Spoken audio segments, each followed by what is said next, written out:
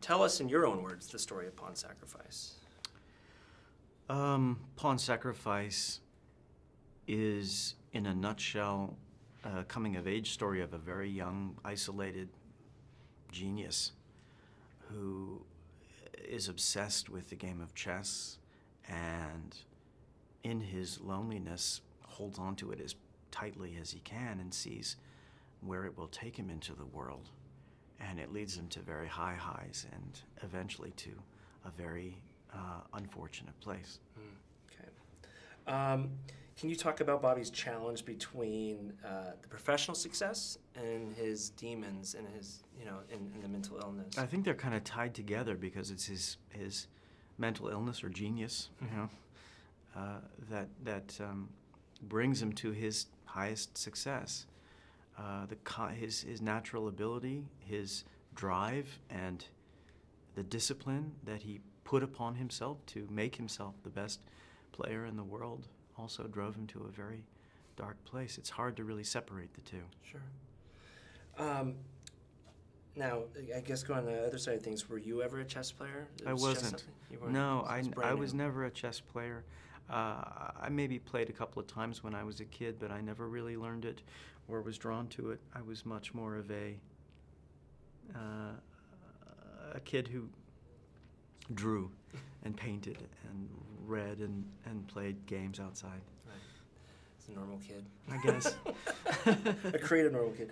Now, were you able to talk to the marshals to help prepare any kind of background? I learned at the beginning of the process that Mr. Marshall had passed the year before we started production, and as I continued my research on him, I learned that his wife, Betty, was a professional photographer. I found her information online, wrote her a little note just to say hi and that we're making the movie and that Paul's a character in it, and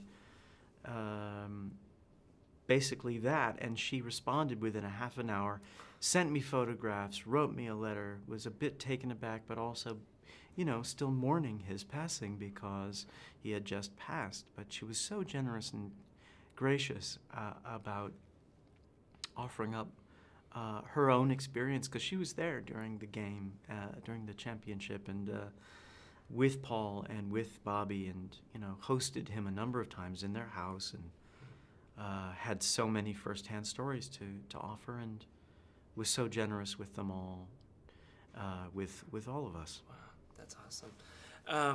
And in regards to with Toby as Bobby Fischer, I know you come from a stage background and an actor, and how was it seeing Toby as Bobby Fischer and you as Paul? Was there any kind of beforehand, or did you guys just come together? Really, yeah, kind of naturally.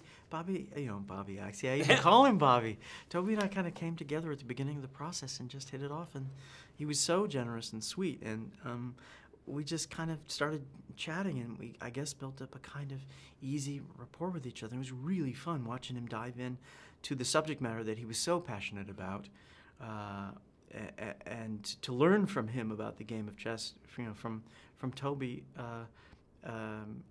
his own interest in games, and it just seemed like a natural fit for him to want to explore the life of Bobby. And as I learned more about Paul, it was really kind of a fascinating dynamic that the two of them had together, and it seemed to be just sort of a natural, wonderful opportunity for us to play together. Makes your job easier too. How do you mean? I mean, just the natural of. Well, yeah, it was fun. We had a blast. That's awesome.